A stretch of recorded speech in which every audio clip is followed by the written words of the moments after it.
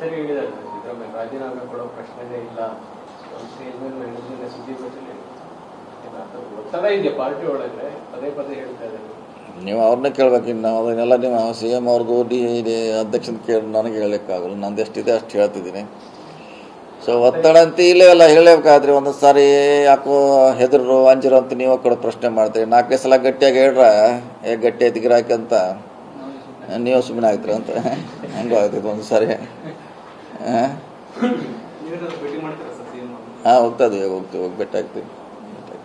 Sir ಇನ್ನೊಂದು ಕಡೆ CM ರಾಜೀನಾಮೆ ಕೊಡ್ಬೇಕಂತ ಬಿಜೆಪಿ ಅವರು ಆಲ್ರೆಡಿ ಹೋರಾಟ ಮಾಡ್ತಿದಾರಲ್ಲ. ಈಗೆಲ್ಲ ಮುಂಚೆ 2 ತಿಂಗಳಿಂದನೂ ಮಾಡ್ತಿದಾರಲ್ಲ ಅವರು.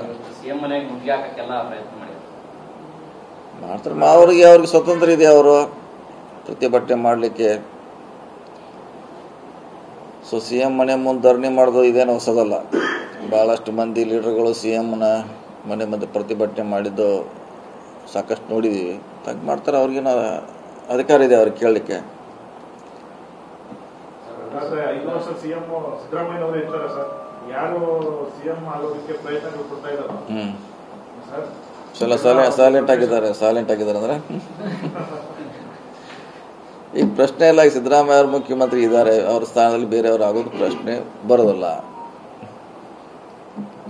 ಹಲವು ಸವಾಲಿದಾವೆ. ಒಂದ್ ಕಡೆ ಪಕ್ಷದೊಳಗೆ ಇರೋರ್ನ ನಿಭಾಯಿಸಬೇಕು, ವಿಪಕ್ಷಗಳನ್ನ ನಿಭಾಯಿಸಬೇಕು, ಕಾನೂನು ಹೋರಾಟ ಮಾಡಬೇಕು, ಹೈಕಮಾಂಡ್ಗೂ ಉತ್ತರ ಕೊಡಬೇಕು, ಸರ್ಕಾರದ ವರ್ಚಸ್ ಕೂಡ ಕಾಪಾಡ್ಕೊಳ್ಬೇಕು. ಅಡ್ಮಿನಿಸ್ಟ್ರೇಷನ್ ಮೇಲೆ ಎಫೆಕ್ಟ್ ಆಗಲ್ಲ. ಮತ್ತೆ ಅದೆಲ್ಲ ರಾಜೀನಾಮೆ ಕೊಟ್ಟರೆ ಪರಿಹಾರ ಆಗ್ತಾರೆ? ಅದಕ್ಕೆ ಆಗೋಲ್ಲ. ರಾಜೀನಾಮೆ ಕೊಟ್ಟರೆ ಪರಿಹಾರ ಆಗೋಲ್ಲ. ಇದು ನಡೆಸಲಿಕ್ಕೆ ಇಷ್ಟೆಲ್ಲ ದೊಡ್ಡ ಸಿಸ್ಟಮ್ ಇದೆಲ್ಲ. ಸಿ ಎಂ ಒಬ್ಬರೇ ನಡೆಸೋಲ್ಲ, ದೊಡ್ಡ ಸಿಸ್ಟಮ್ ಇದೆ ನಡೆಸಲಿಕ್ಕೆ. ಆಯಾ ಸಂಬಂಧಪಟ್ಟ ಇಲಾಖೆಯವರು ಸರ್ಕಾರ ನಡೆಸಿರ್ತಾರೆ. ಅವ್ರದ್ದು ಏನಿದ್ರು ಉಸ್ತುವಾರಿ ಇರ್ತೈತೆ. ರಾಜೀನಾಮೆ ಕೊಡೋದ್ರಿಂದ ಪರಿಹಾರ ಆಗೋಲ್ಲ. ಇದ್ದೇ ನಡೆಸ್ಬೋದು ಅಂತ ನಮ್ಮೆಲ್ಲರ ಒತ್ತಡ ಇದೆ, ಡಿಮಾಂಡ್. ಬಿಜೆಪಿ ರಾಜ್ಯಾಧ್ಯಕ್ಷ ವಿಜಯೇಂದ್ರ ಅವರು ಹೇಳ್ತಾರೆ ಸರ್, ಮುಖ್ಯಮಂತ್ರಿಗಳ ಈ ಕೋರ್ಟ್ನ ಈ ತೀರ್ಪಿನಿಂದಾಗಿ ಡಿ.ಕೆ. ಶಿವಕುಮಾರ್ ಅವರಿಗೆ ಸ್ವಲ್ಪ ಮುಖ ಗಂಭೀರವಾಗಿ ಹೋಗಿದೆ, ಆತಂಕ ಆಗಿದೆ, ಇದೇನು ಆಗಲ್ಲ ಅಂತ ಹೇಳಿ.